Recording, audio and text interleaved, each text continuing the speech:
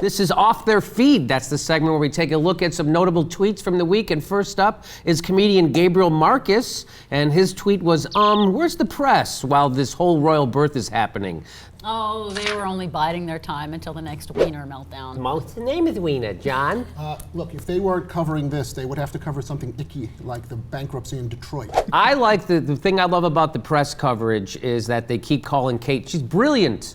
They go, she's brilliant. She got a boy on her first try. That's what you said.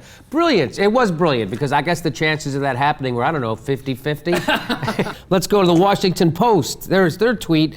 Bush didn't call on Helen Thomas for 3 years. Her first question when he did, why did you really want to go to war? Wow. So what will be Helen Thomas's legacy? That one question. I think so. Basically, and if that's her legacy, good for her. Fantastic. That's all we need. I think that, unfortunately, most people don't have any idea who you're talking about.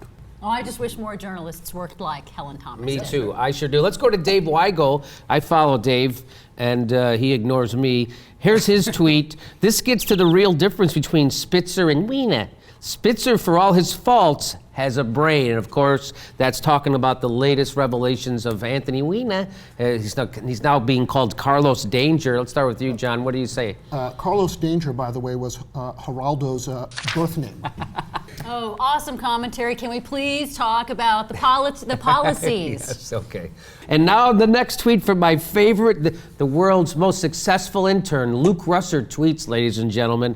And his tweet was, my own take, we as media have failed that Detroit is now just becoming a national conversation. I like how he puts himself, we have failed. When the fuck did you ever not fail, Luke Russert? When did you ever do anything that wasn't a fail? Jesus Christ, do you have an accomplishment in your life? Are you shitting me? He has no, you were born. That's your accomplishment. And no matter how many shows they put you on, you're still an awkward, shitty host. I would say that's great, baby Russert. You've been in the media for a while now. Why don't you start? Why don't you start? Hey, that's even better than what I said. Go ahead. This is a complicated story that's gray and people don't understand what it means, and that's why the media isn't talking about it. It's not black and white. Okay, one more. Let's go for Howard Kurtz tweeted. You know Howard Kurtz, he's the media watchdog who now works for Fox News.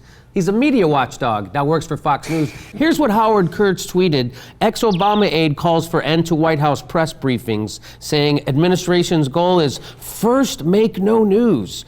Oh, I would say that, where would the establishment media get their marching orders if they don't have the White House press room? Is it a waste of time to go to that? I think it is, actually. What do you think, John? You gotta get the official line. I think that Howard Kurtz, I used to like him, and then I discovered that he was a hypocrite who was double dipping, and he seems now, quite frankly, awful to me. Here's a tweet from a guy named Alan Kovic, and well, that's his tweet name. Okay. And apparently all the time I've been trying to get on the cover of Rolling Stone the hard way. So that's what Al Yankovic said about the Boston cover. What do you think? What do you say about that? First of all, I'm a little biased because I'm from Boston, and I was at that finish line with my dad year after year after year. I think that the first thing is no one should ever buy a Rolling Stone magazine again. Number two, and I understand that it's their job to sell magazines.